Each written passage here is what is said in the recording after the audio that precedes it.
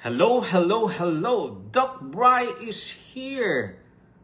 Lifestyle change before bago mag-meds. Alright, so mas madalas ngayon, no?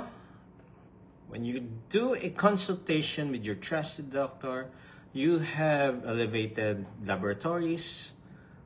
The first thing na gagawin is prescribe medication.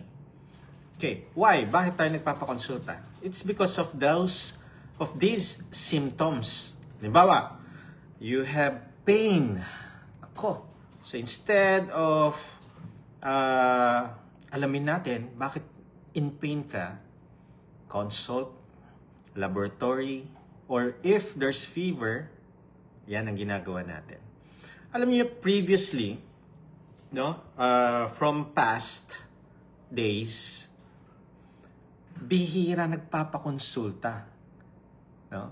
Nagpapakonsulta lang, hindi naaalis yung mga abdominal pain, or kung yung fever, hindi nawawala. Dati noon, may fever ka, kung hindi nawala ng mga 3 days, saka lang nagpapakonsulta. Okay? Pero ngayon, no, any pain, any discomfort, nagpapakonsulta tayo. Lalo na if you have an existing conditions. Ang mga illnesses dati nun are always communicable. Tuberculosis, pneumonia, flu, dengue, mga amoebiasis, okay? Bihira yung mga non-communicable diseases, pero pataas na yan. So, yung iba nga ang nakikita ko noon is ulcer. Palagi ulcer ang mga problems, lalo na sa mga provinces. Because sobrang busy sa trabaho, no? Hindi na nila nagawang kumakain. So, nagugutom nila ang sarili nila. Tapos ang problem niyan is pagkakakain sila, wow, grabe gabundok na kanin na yan. And dun nagkakaroon ng mga problems ngayon. Okay, so most of our health issues. Before I continue, please share. Paki-share naman to sa mga kaibigan nyo. Kahit hindi sila naglo-low carb, share nyo to.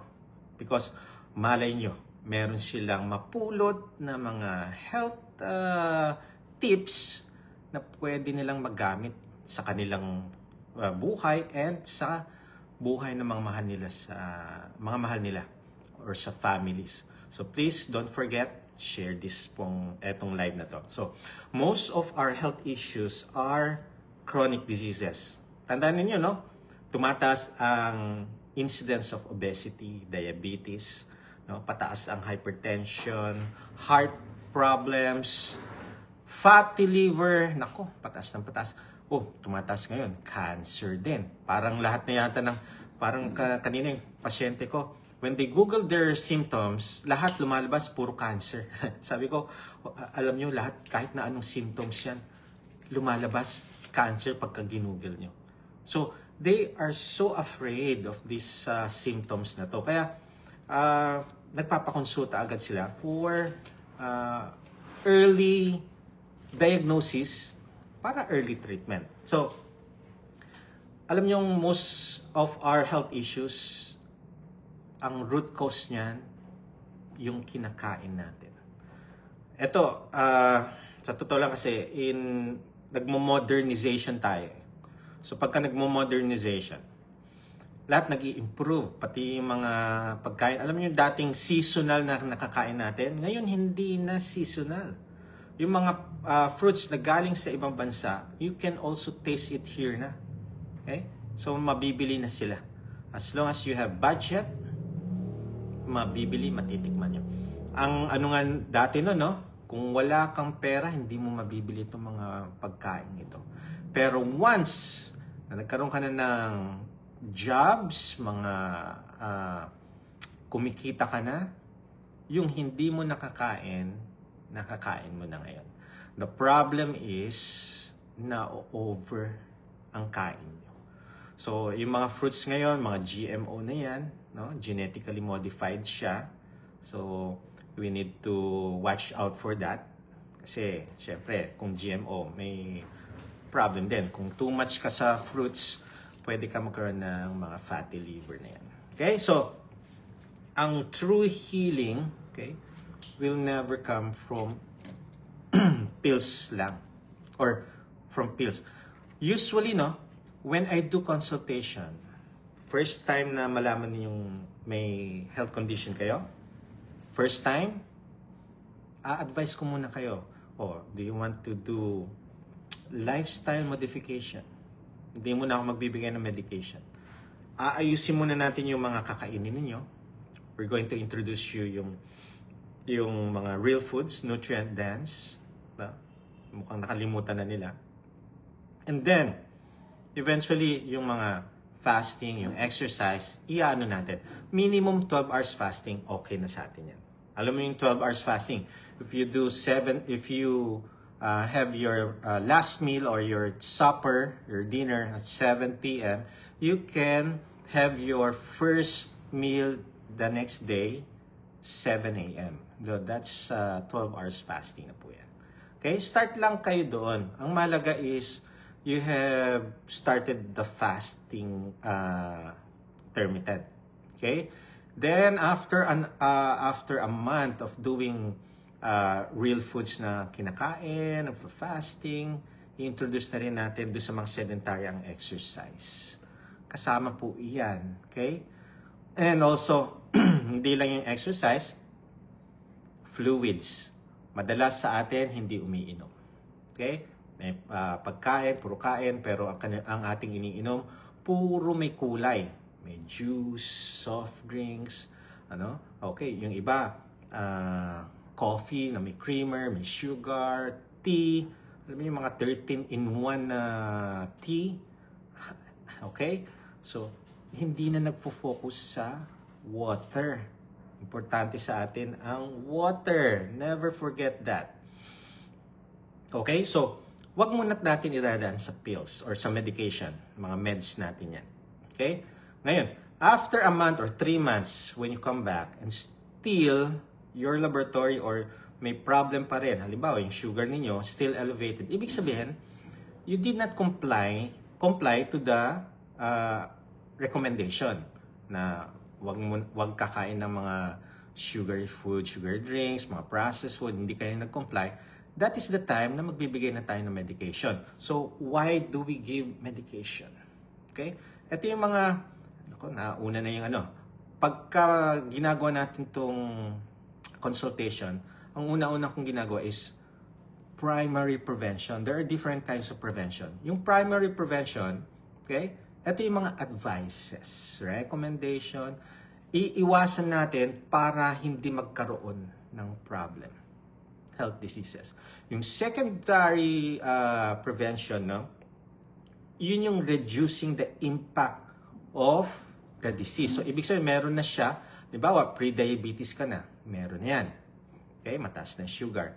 Para ma-reduce natin ang impact, nagbibigay na tayo ng medication. That's secondary prevention. Yung primary prevention, that's advice, may lifestyle modification muna to. Lifestyle change. Tanggalin natin yung mga hindi dapat kainin, hindi dapat inumin, para hindi magkaroon ng sakit na diabetes or yung mga ibang sakit ng lifestyle diseases. Okay? Ang tertiary prevention naman, ito naman yung nire-rehab na natin. Ito yung actually, marami akong mga patient, nasa tertiary prevention na kami. Bakit? Because they have kidney disease. Because they have mga complication na ng diabetes, nandyan na. So, ang ginagawa natin is nire-rehab natin. Paano ang rehabilitation? Okay? Inaayos muna natin lahat ng mga nagpapa-worsen sa kanilang sakit. Then, yung mga, meron pa rin silang mga maintenance kasi meron na silang existing health issues na. Tapos, ang gagawin ng tertiary prevention is quality of life. Improving the quality of life. Pero sa totoo lang, all health practitioners, napag-aralan namin itong primary prevention, secondary prevention, tertiary prevention. So, pero mas madalas, secondary and tertiary prevention na lang ang nagagawa. No? Bihira na lang yung nasa primary prevention. So, anong ginagawa usual sa primary prevention? Ito yung merong mga lectures, so to prevent further na or magkaroon ng mga sakit ang lahat. So, magle-lecture yan. Okay? Anyway, mas importante talaga sa atin is prevention. So, instead of medication, kaya pa natin. Sa totoo lang, if you are diagnosed, first time diagnosed, no, na diabetic, please, alam niyo naman ang diabetic, if uncontrolled sugar yan, so mataas ang sugar. Huwag kayong kumain ng matataas or matatamis or yung mga pagkain na hindi matamis but it will increase your sugar. Tigilan ninyo para hindi kayo mapunta eventually after 2 months, 3 months, yung sugar nyo, yung HbA1c, yung FBS, mag-normalize siya para hindi na kayo bigyan ng medication. Okay? Pero madalas, ang nangyayari, makita natin na ang tataas ng sugar, bibigyan na agad tayo ng medication. Why? Why do this practitioner do that? Because thinking nila, you will not change your lifestyle. You will not change how you eat. Hindi nyo titigilan kasi eto na yung buhay nyo eh. Okay? So, sa akin, when you do consultation with Doc Bry, ipapaliwanag ko lahat yan. Ipapakita ko sa inyo. Ipapamulat ko sa inyo na yes, these numbers can be reduced to normal if you do this. Kung gusto nyo. Siyempre, sino ba ang ayaw na walang sakit? Lahat tayo gusto natin walang sakit. Walang gamot na pinaggagastusan. Imagine mo, monthly, you're wasting 8,000, others 25,000 a month na mga medication. Diba? So, akala nyo very sa savings? Hindi.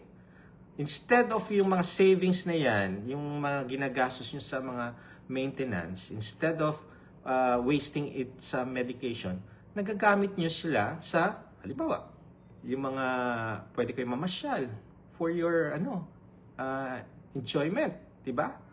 Kaso, hindi nyo na-enjoy kasi meron kayong mga health issues, health condition na kailangan natin paggastusan.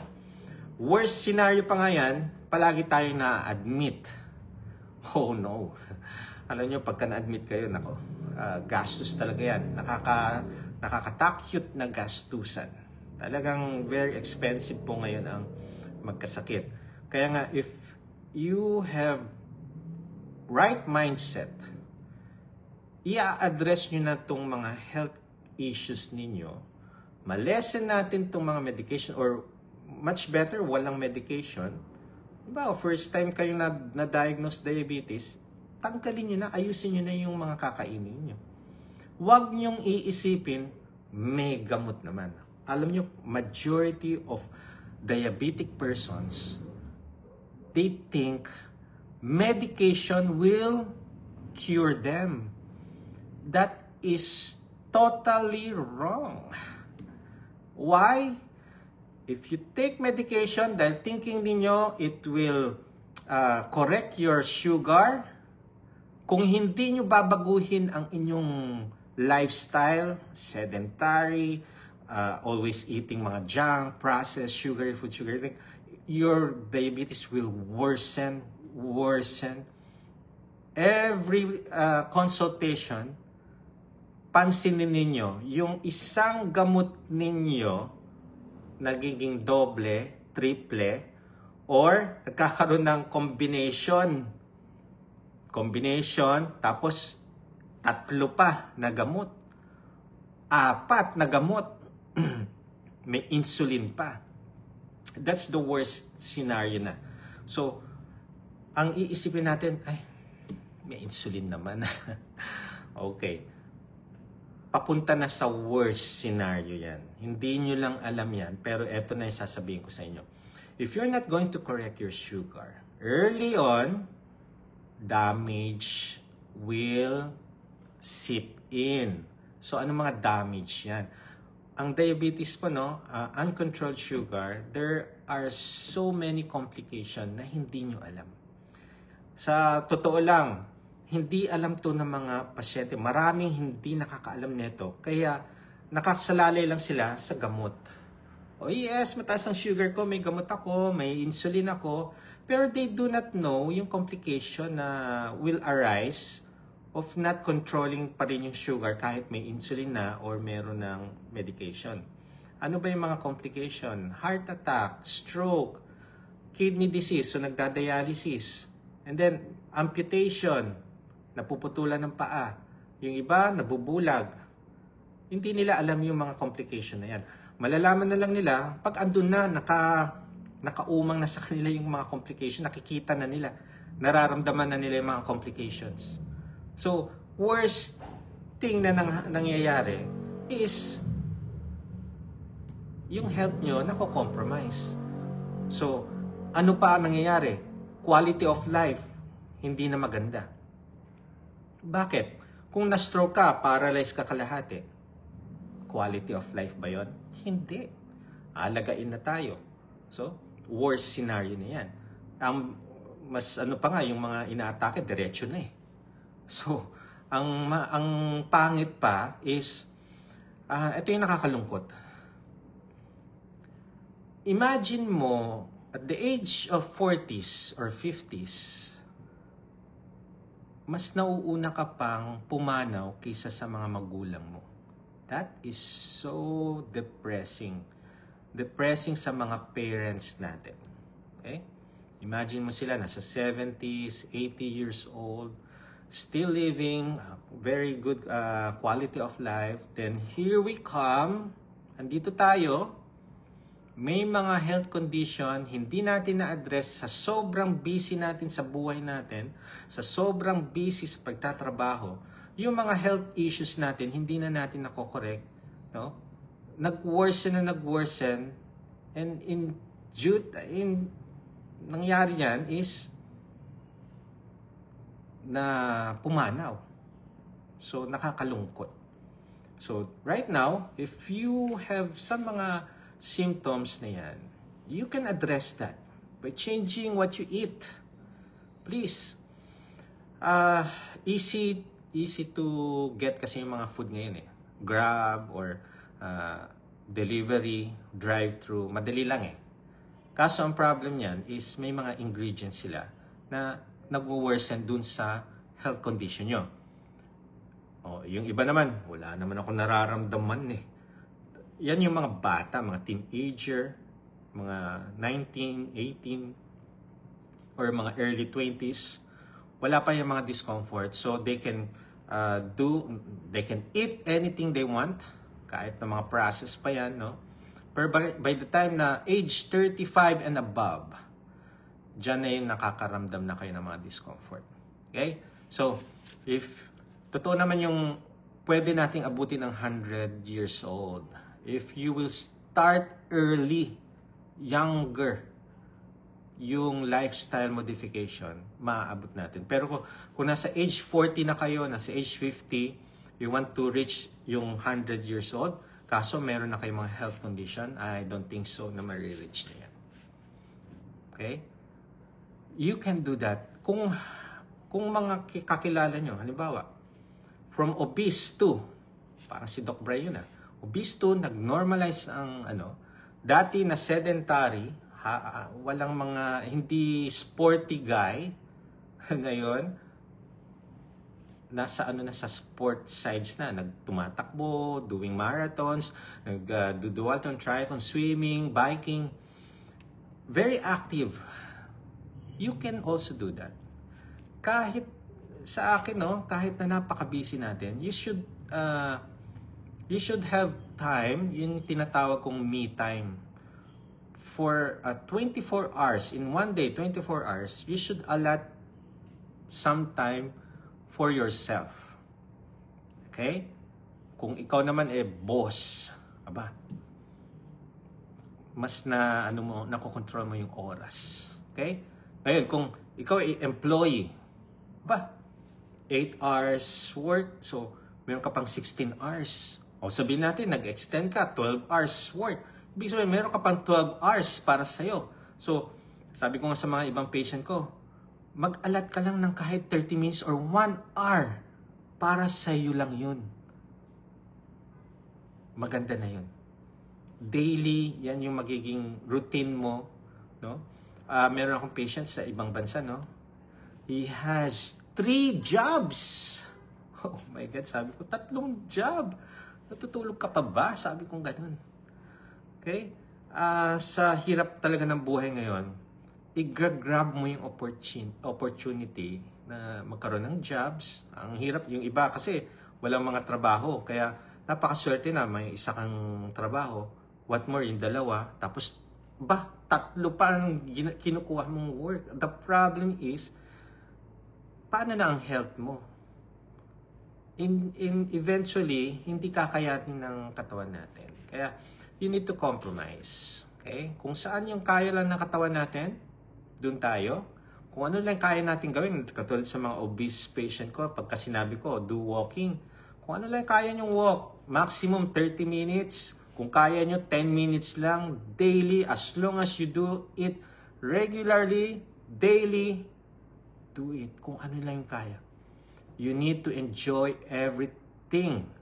Kasi kung hindi nyo na-enjoy, paabutin nyo na more than 1 hour, 2 hours, hindi na kayo nag-enjoy, nagkakaroon na kayo injury, eventually hindi nyo rin itutuloy yan. So, sayang ang ginagawa nyong exercise. Kung hindi nyo rin magugustuhan, titigil nyo. You need to enjoy every bit of doing exercises para lang masustain. Okay? Hindi nyo masusustain yan kung hindi nyo gusto. Kaya nga, itong ginagawa natin, lifestyle modification, kung gusto niyo mag-low carb, any diet regimen, you need to do fasting if you want to do fasting. Tapos if you want to do some exercise, okay? You can sustain that. Kung napansin nyo, eto lang ang nagpagaling sa inyo. Halimbawa, nung tinanggal nyo yung mga sugary food, sugar drink, gumanda ang sugar ninyo. Binawasan ang maintenance nyo. Hopefully, binabawasan. Okay? Natanggal ang insulin. Sa tingin ninyo, hindi nyo isusustain tong lifestyle na to? I think isusustain nyo siya. Because, imagine mo, nung ginawa mo to, natanggal yung insulin. Kung hindi nyo isusustain, babalik kayo sa dati nyong lifestyle, I'm sure, babalik yung insulin nyo. Okay? Kaya nga, ang ginagawa ninyo to, if nakaranas kayo ng mga freedom from discomfort, freedom from pain, no? Mas energetic kayo ngayon, ba? Proud to say, I did it. Okay? Kukontinue mo na yan. Huwag kang manghihinayang. Usually, yung mga iba dyan, uy, tikim ka muna nito. Isang tikim lang. Yan yung mga, mga tukso. Kaya pag minsan sasabihin sa akin, Dok, nadapa ako. Okay. Nadapa, ano nangyari? Imagine mo, tinutukso ka na, harapan dyan. So, tikim-tikim lang. Yung iba kasi, madali lang pala itong mag-low carb. Nagawa ko So, eventually, mangyayari dyan, iisipin nyo, madali, kaya-kaya kong gawin ulit to. Titikman ko muna yung mga na-miss ko. Pinagbawal sa akin ni Doc Brian. Ngayon, pwede ko na matikman. Ang ginawa, inaraw-araw. Oh my! So, makakapansin po kayo mga discomfort. Isang sinyales na nasobrahan na kayo dun sa mga nasa caution food list is nakakaramdam ulit kayo mga discomfort. Kaya re-reviewin niyo ulit yung mga kinakain ninyo. Uy, etong caution food list, sabi ni Doc Bry, should be taken 2 or 3 times a week lang. Nangyari, naging araw-araw nyo nang kinakain or 3 times a day, every day. Then eventually, after a week or after 2 weeks, uy, bakit masakit nang igalaw yung kamay ko? So, pwedeng yun ang cause. So, you can go back. Pero ang mahalaga dyan is you know how to rewind.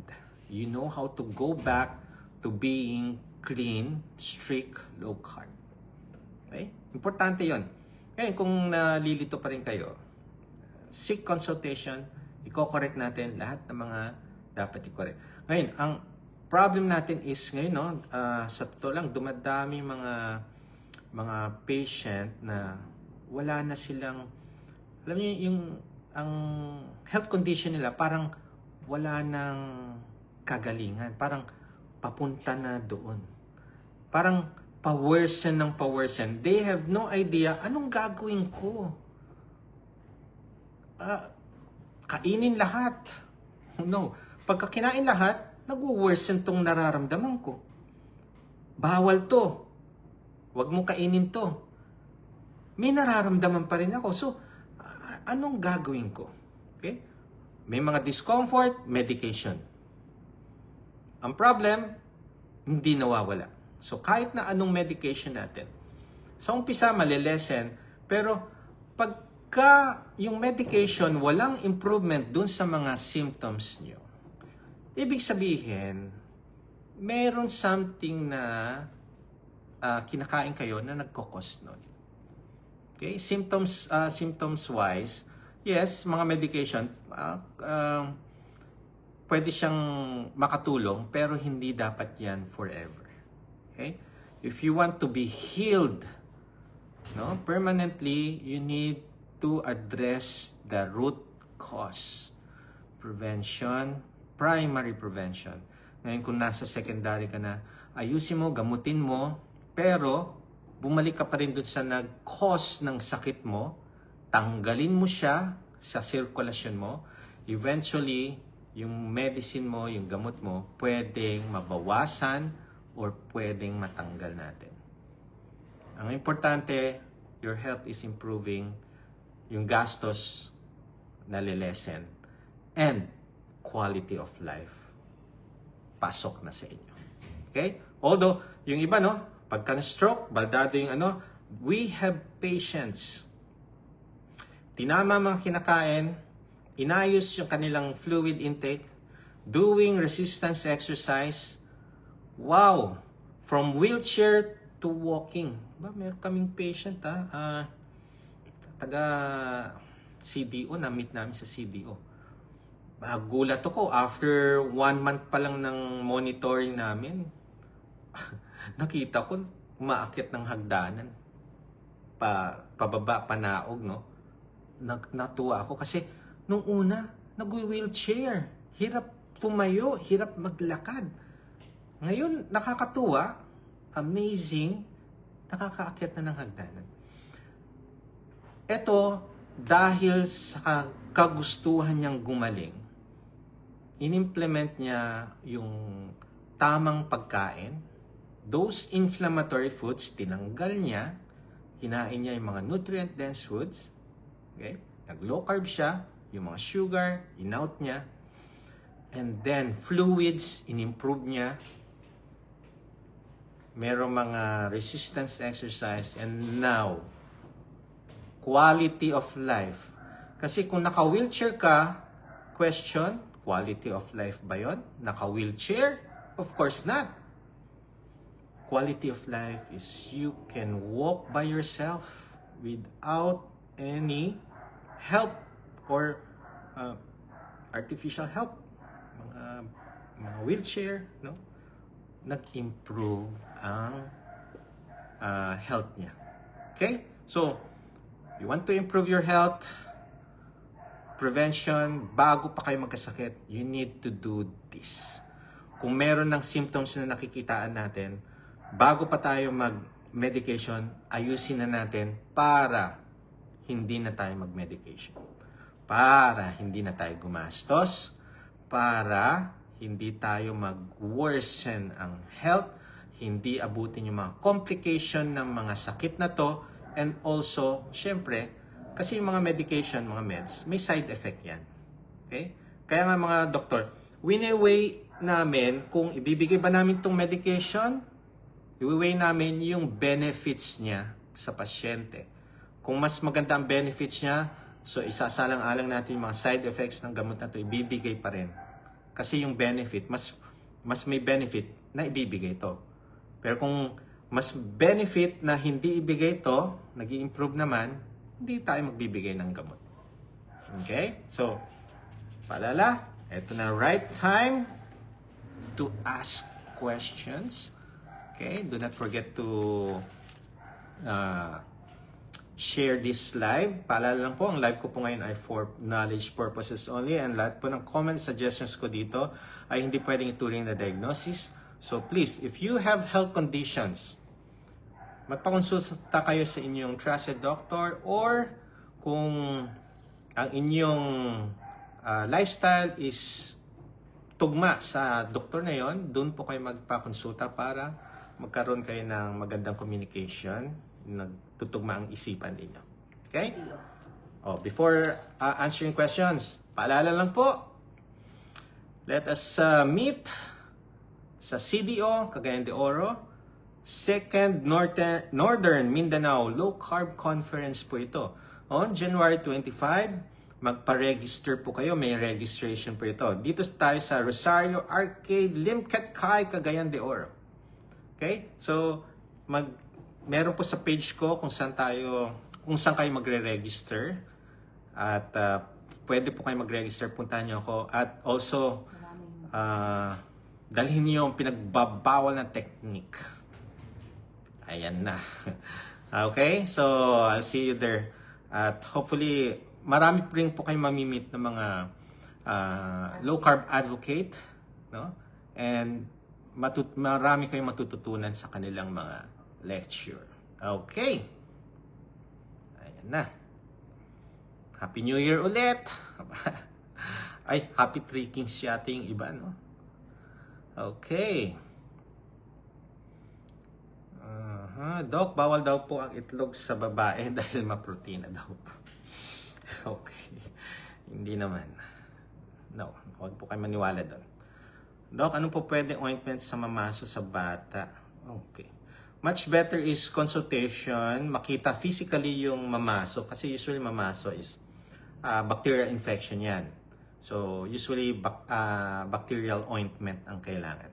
Pero kailangan natin consultation, baka naman hindi mamaso or mas worst na sakit yan. Okay? 6 years old, nako, hopefully ma-address na yan. Bata pa lang yan. Okay, thank you for sharing po sa inyong lahat, no? Appreciated much yung pag-share nyo. Doc, bakit sa akin meds ko agad walang advice lifestyle change? After 7 months, pabalik-balik sa doctor, final diagnosis, anxiety. Oh, my. Okay. Dami pa bawal sa pagkain, bawal madugo ng mga isda din, red meat din pa. Okay. Well, I don't know, dun sa ano. Well, dati kasi ang paano ako mag-consult is once may mga laboratory, doon ako nagbabase. Kung may abnormality dito, reseta na ako agad. Pero nung natutunan ko ang lifestyle modification, nung naglo-low carb ako, kasi from obese 2 po ako, normal ano na, kasi kung hindi ko babaguhin ang lifestyle ko, walang mangyayari sa health ko. It will just worsen and worsen. So, nung nag-improve naman ang health ko, ayan, binago ko rin the way I consult mga patient. Yung iba nga, pagpasok sa kliniko, Doc, eto yung labs ko, tingnan nyo. Gumagano na sila agad. So, ang unang-una ko, okay. Last na pag-usapan natin is your laboratory. Sit down, let us see your weight, your height. Kinukuha ko na yung height nila, yung weight. Isasabihin ko na kung overweight ho ba kayo, ganito, no? Ano ang goal weight natin? Ko-compute ko na yung fluid intake ninyo per day para hindi kayo ma-dehydrate. Yan usually mga problem ng Pinoy. Hindi mahilig uminom. Okay? Then, aalamin ko, bakit po kayo nagpakonsulta? Bakit po kayo, in the first place, nagpa-laboratory? Meron ho ba kayo nararamdaman? Something. Okay? So, aalamin ko na, ano ba ang work ninyo? Nagbubuhat ba kayo ng mabibigat sa bahay? Ano yung mga hobby ninyo? Ano yung mga kadalasang kinakainan ninyo? So, yan yung mga malalaman ko na, doon pa lang sa mga ikukwento ninyo, pwede ko nang sabihin na ganito ang gagawin natin to correct this laboratory. So, titingnan ko na laboratory. Kaya pala matataas to. Kaya pala ganito. Okay? So, i-address na natin itong mga concerns nyo by changing yung lifestyle ninyo. Eventually, after next follow-up, maganda yung laboratory. So, ibig sabihin, hindi pa ako nagbibigay ng medication nun. Pero, hindi ko kaaway ang mga medication. Nagbibigay pa rin ako ng mga meds kung kinakailangan. Pero kung hindi naman kinakailangan at ma-address naman by changing the lifestyle of the patient, yes, hindi muna ako magbibigay ng medication.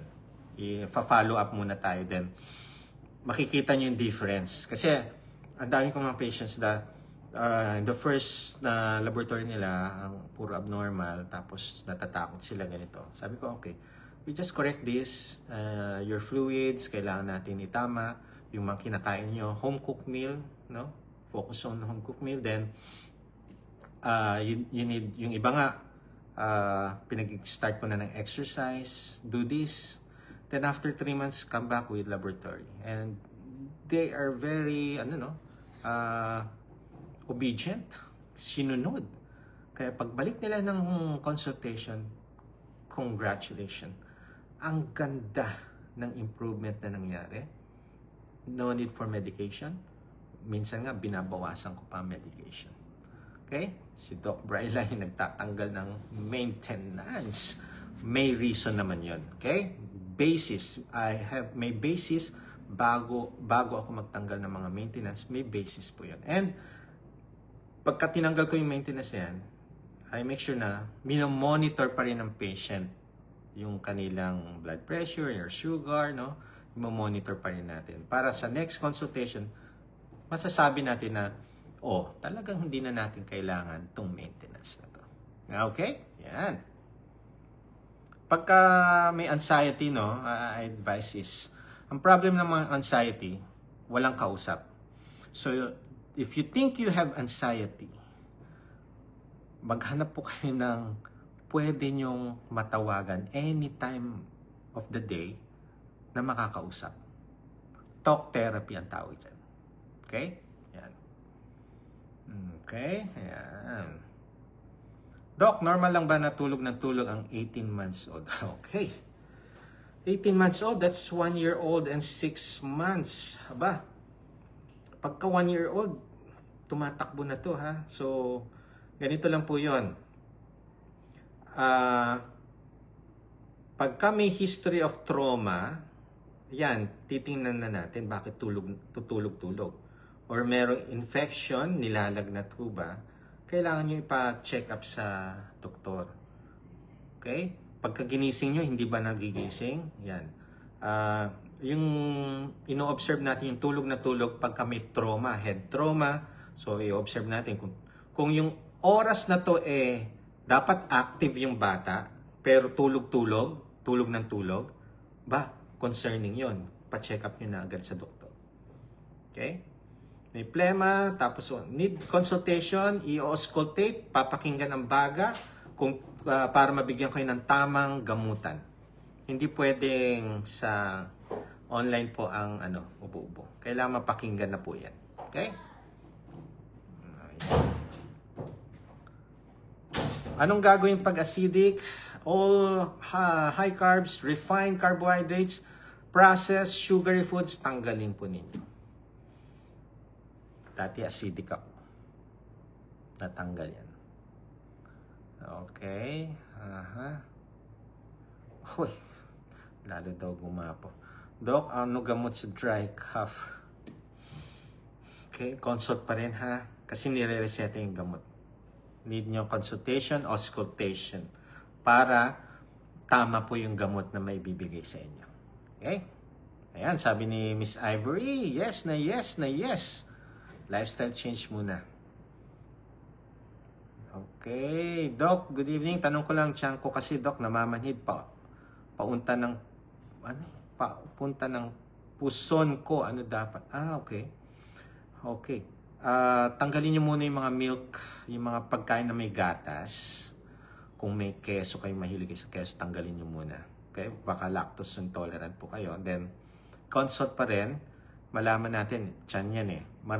Kung babae, maraming organs na aalamin pa kung ano nagkokos yun. Okay? Baka buntis.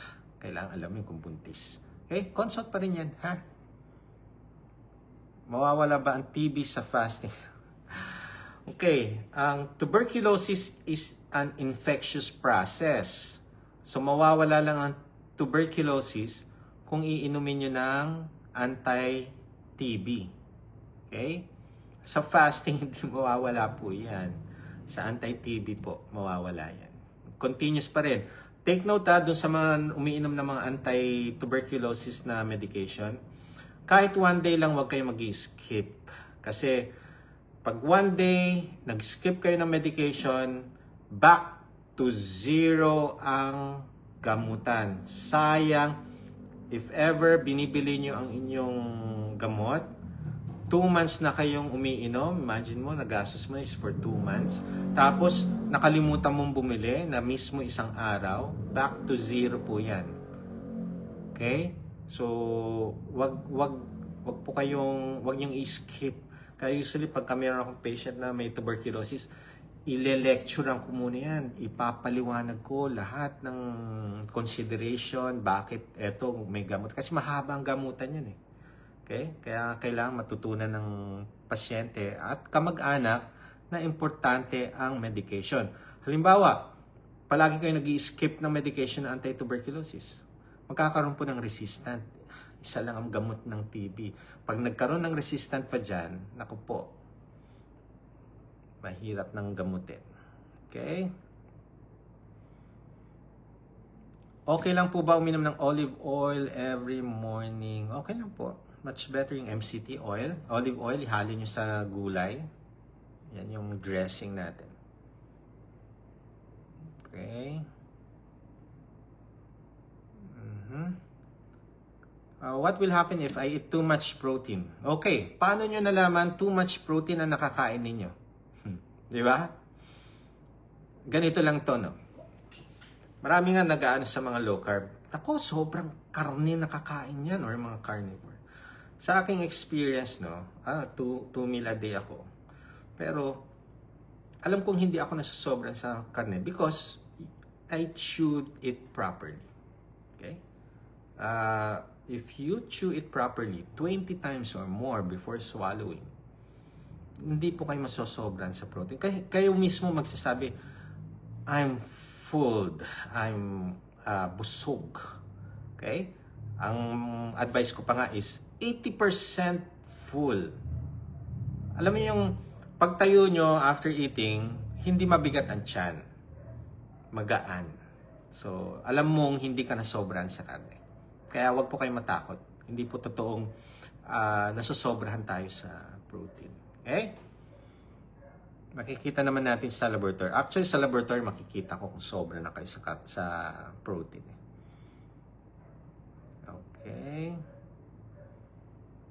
Hemoglobin 9. Nako, mababa yung 9. Okay. Low carb 6 months. Consult po. Baka kailangan ng supplement for iron. Okay. Nasa linya na ang CREA ko, almost nasa level ng reference. Pwede pa rin bang mag-exercise? Nabasa ko kasi na masama sa kidney ang exercise if mataas ang CREA. Okay, usually naman no, yung iba nag-elevate ng CREA, pero tandaan niyo ang unang ano niyo pagka tumataas ang CREA is yung dehydration sa atin. Okay? Tapos kung alam niyo naman hindi kayo kumakain ng mga processed food, mga sugary drink, baka dehydrated. Meron kasi marami akong mga patient na elevated ang CREA, normal ang BUN, okay? Mukhang dehydration. Kasi nung tinama ko yung kinakain niya, kasi nag-over din siya sa protein, tinama ko yung kinakain na enough protein lang, tapos hydration. After 3 months, na-correct yung CREA niya. No? Ano to? Police. Tapos, nag-exercise din to. And ano pa? Kasi sa mga sundalo or police, madali silang ma-dehydrate. Why? Yung training nila, minsan, madalas, hindi sila umiinom ng water during training. So, pwedeng ma-dehydrate sila. Okay? Hindi lang mga police. Even mga hindi police or everyone, ma-dehydrate talaga tayo kung hindi tayo mahilig uminom ng water. Pero tandaan niyo too much water can also cause dehydration. Okay? Doc, okay lang po ba mag-keto kahit mataas ang uric? Okay, if mataas ang uric acid nyo at wala namang mga inflammation, walang mga maga or walang masakit sa mga joints nyo, okay lang po yon. Okay? Ang ibig sabihin, you need just to correct yung fluids ninyo. Okay lang yung mag-keto. Okay? Keto is more fats naman hindi ano. At tandaan nyo, ang uric acid, ang body nagpo-produce 2/3 of uric acid produced by our body. So, hindi sa pagkain majority. Majority is sa katawan. Yung 1/3 ng uric acid sa kinakain. Kaya usually, ang advice ko is to correct yung fluid intake. Baka dehydrated, natatama naman yung uric acid. Paano malalaman pagka may GERD, di ba ito nakakamatay? Well, i-address na. Pagka may GERD kasi akala nyo may heart problem na sumasakit dito, tapos akala chest pain na yun. So, tanggalin nyo po yung mga sugary food, processed, no? Yung mga, tawag dito, high carbs na yan. Minsan hindi nyo masyado nangunguya no? Masyadong nabubunsol kayo. Tapos, ayan, makakaramdam na kayo ng acidity. Okay? I-address natin yan. Then, kung hindi nawawala, consult, clear lang natin kung hindi cardiac problem. Okay? Okay. Pwede sa CKD. Pagka CKD, need kong makausap kasi itatama natin yung mga kakainin ninyo, then yung lifestyle aayusin. Ito yung kino-compute ang protein. So, kailangan po talaga ng consultation. At hindi lang yung patient, kailangan yung family members kasama din sa consultation. Okay? Kasi pag kami CKD ang isa sa pamilya natin, we need to magtulong-tulong ang family. Kasi tutulungan natin ngayon yung pasyente to overcome this health condition, mag-improve, no? Ang goal natin sa mga CKD, hindi tayo mapunta sa dialysis. Okay? Although may CKD na, at least hindi siya dialysis. Ngayon, if ever nagda-dialysis naman, ang goal naman natin dito is to improve pa rin na hindi mabawasan yung dialysis, yung 3 times a week, maging twice or once a week, or twice a month, once a month, mga ganun. Mag-improve. Quality of life pa rin. Okay? Okay, if may mga cancer, advisable talaga is tanggalin natin lahat ng mga sugar food, sugar drink, lahat ng process, tanggalin. Ang gagawin natin is to make our body stronger. Yung ibuboost natin ang immune system natin. By eating healthy, nutrient-dense foods, i-out na natin tong mga nagpapababa ng immune system. Sugar, definitely, nagpapababa ng immune system. Okay. Pag low creatinine, ano ang meaning nito? So, if you have low creatinine, pwedeng ang unang-una kong iisipin na dyan is muscle wasting. Ibig sabihin, hindi kayo nagbubuhat.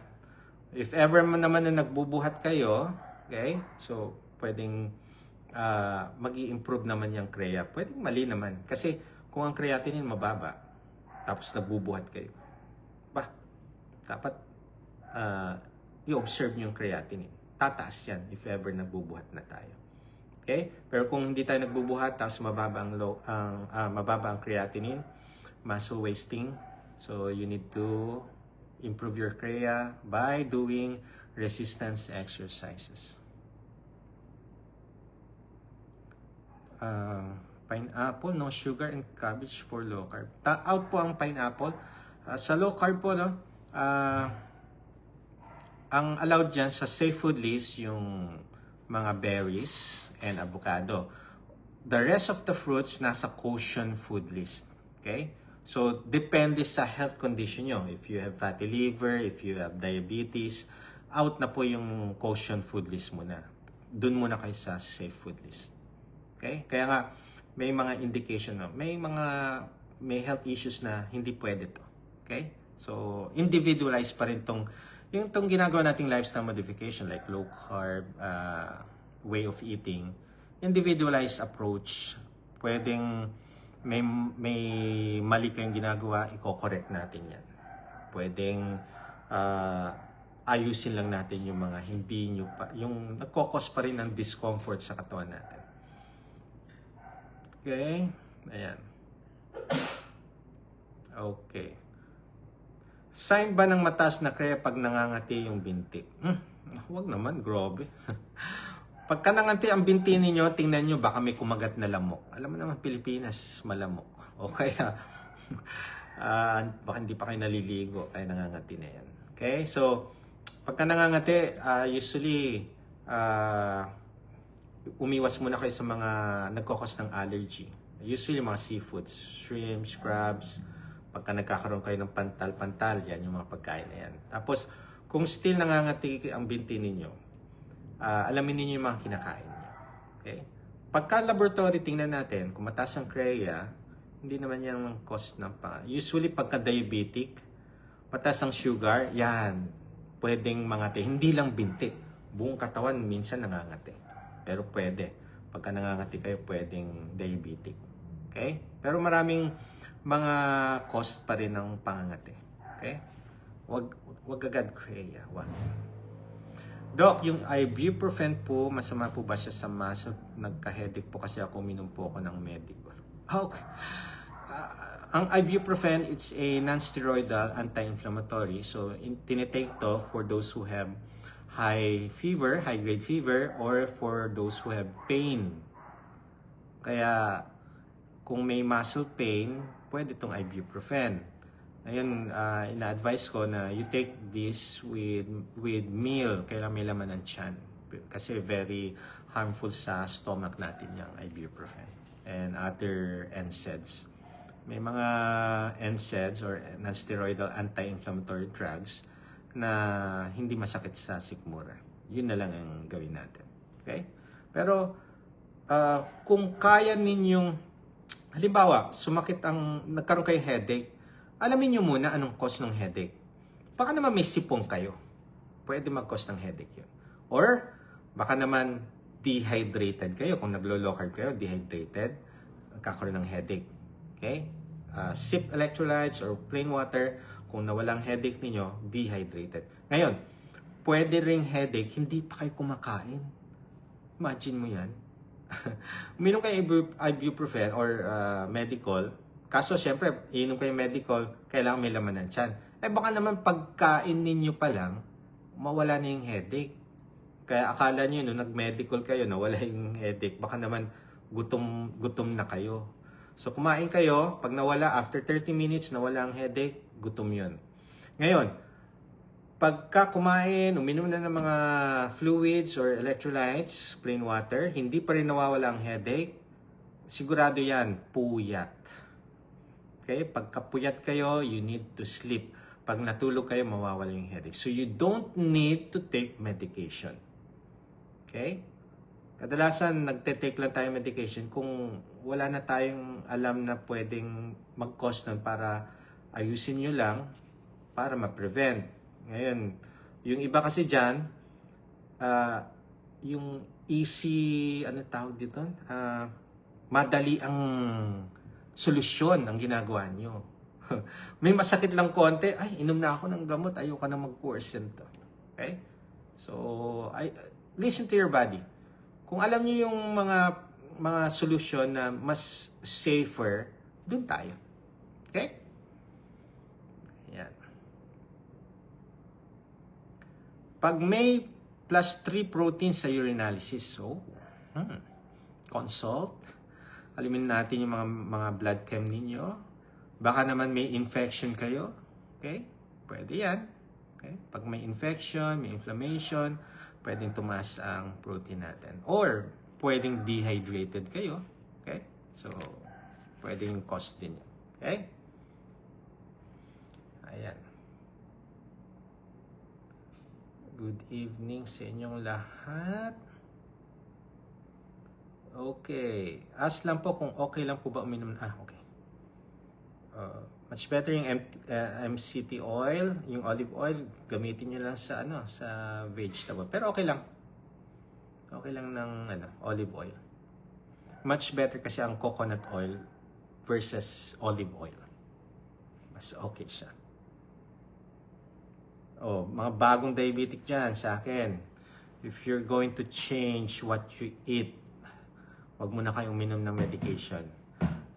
Alisin nyo yung mga sugar drink, mga processed food, mga food na hindi matamis pero nagpapatas ng sugar. These are starchy, mga refined carbohydrates. Tanggalin nyo po yan. Okay? Then, pa-repeat ninyo ang laboratory nyo after 2 or 3 months. Kung hindi nagbago, saka tayo mag-medication. Pero kung bumaba siya, very good. Pwede nang hindi medication sa akin yan. Yun ang mentality. May gamot naman, kaya kain lang na matamis. Yun lang. Yan ang thinking kasi natin. There's a drug na magpapababa, so pwede tayong kumain. With gusto. Ayan. Gusto. Ayan, sige, kain. May gamot naman. And eventually, nagkakaroon ng resistance to. So, pagbalik nyo sa doctor niyo, hindi na dagdagan ng medication nyo. So, hindi siya beneficial. Okay? Okay.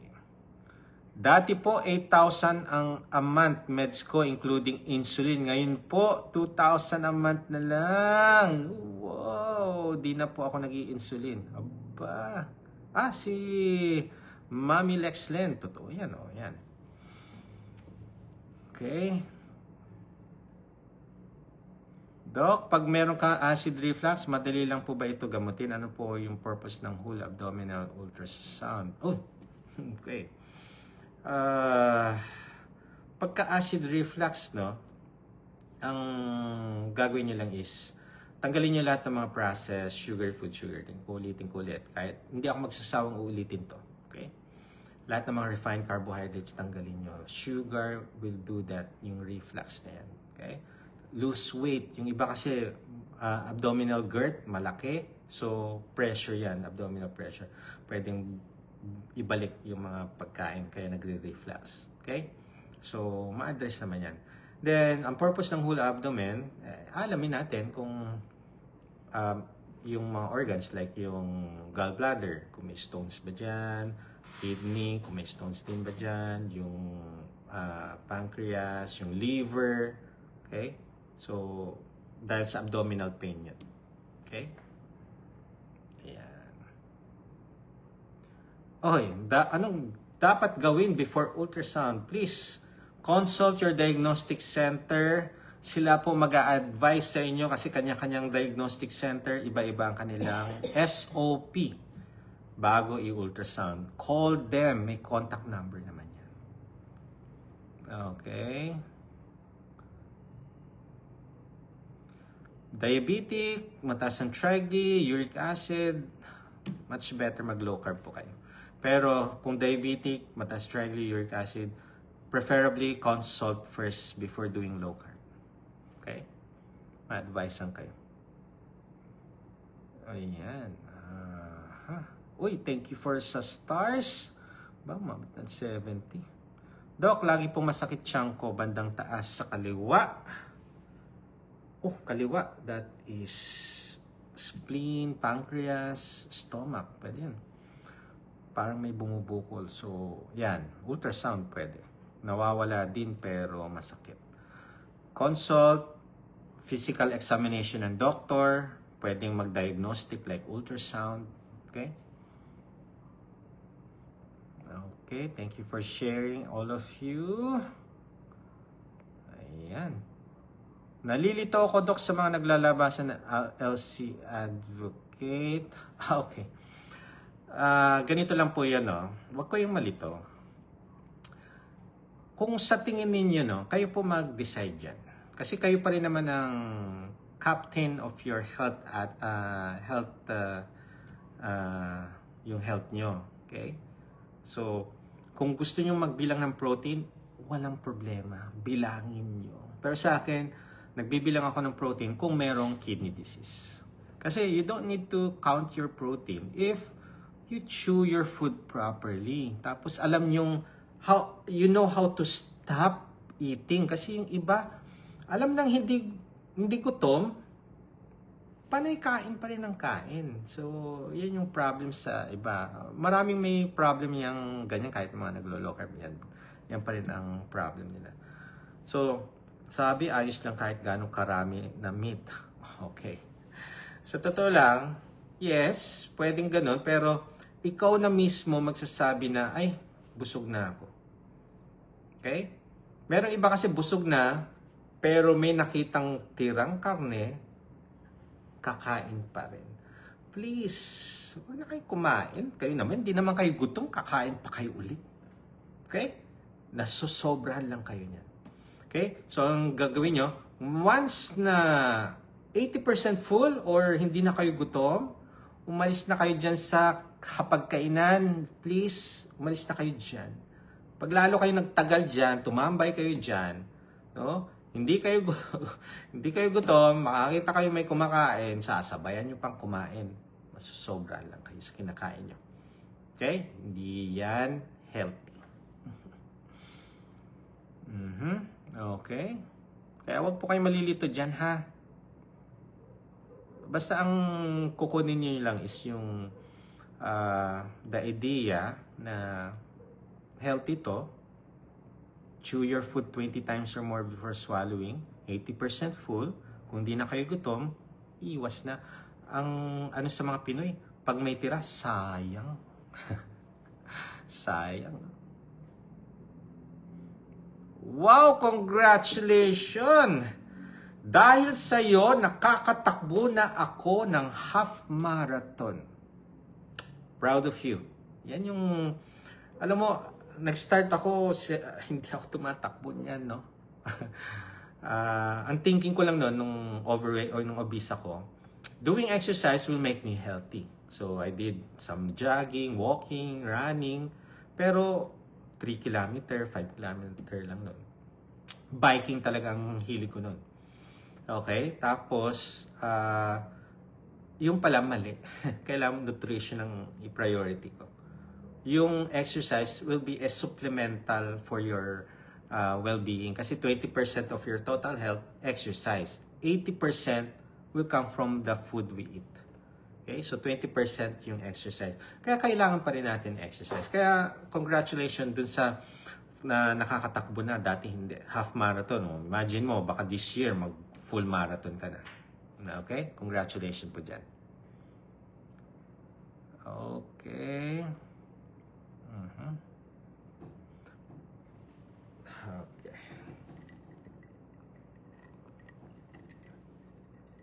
Ayan, ang dami nang heart, hello. Iba-ibang lugar, may ibang continent. Share Dan, thank you so much for sharing. Okay. DIY po ako na low carber. Mag 3 years na ako this coming February. Nagpalab ako kanina. Ang LDL ko ay 304. Oh, mataas yun ha. Okay lang yan. As long as all the parameters are good, normal, nothing to worry. And as long as normal ang weight mo, nag-exercise ka, tatama lang natin. You need to correct din yung the way you eat, yung water ninyo, and yung exercise para i-burn natin yung mga extra fats na yan. Okay? Doc, anong tamang diet? Okay, sa akin, no? Listen to your body. Take out all those inflammatory foods. Siyempre, ito yung mga processed sugar food, sugar drink. Tanggalin na natin to. Ang problem kasi sa mga resto or mga fast food, meron silang mga processed foods yan. May mga inflammatory foods mga yan. Kaya ang ina-advise ko sa lahat na gustong mag-heal, mag-improve ang health, focus more on home-cooked meal. Home-cooked meal. Okay? Okay, remedy for hand tremor. Bakit kayo nag-hand tremor? So, please consult. Baka electrolyte imbalance. Pwede yon. Okay, may neurological problem. Pwede rin. So, consult para malaman natin. Okay? So, okay. So, all our health issues can be remedied, no? By changing what you eat. Mga inflammatory foods, tanggalin nyo na. Lahat ng mga health issues ngayon, yung mga chronic diseases, can be addressed by eating proper food. Okay? So, wag muna tayo magdepende sa gamot. Kung kaya nyo mapababa to, without taking medication, much better. Kasi ang mga medication, may mga side effect. Pero wini-weigh pa rin ng mga doctor yan. Kung ibibigay ba namin itong mga gamot na to, it's beneficial. Kasi pag hinayaan yung mataas ang sugar ninyo, hindi nyo pinababa yan, may damage yang ginagawa sa atin. Sa mga cells natin, sa mga organs natin, they will have an impact. Nagkakaroon ng damage.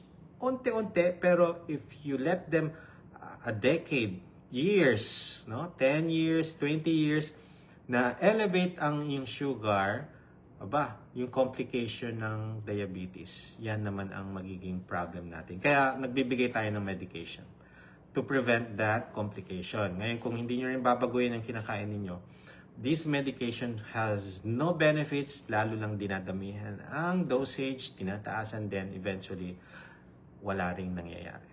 Okay? If you want to improve your health, have a right mindset, proper low-carb nutrition, proper. Do fasting. Eat when hungry. Do not eat kung hindi naman kayo gutom. Fluid intake. Ayusin natin. Exercise. Be the best version of yourself. Adapt and you will definitely evolve. Ingat po kayo dyan. Bye!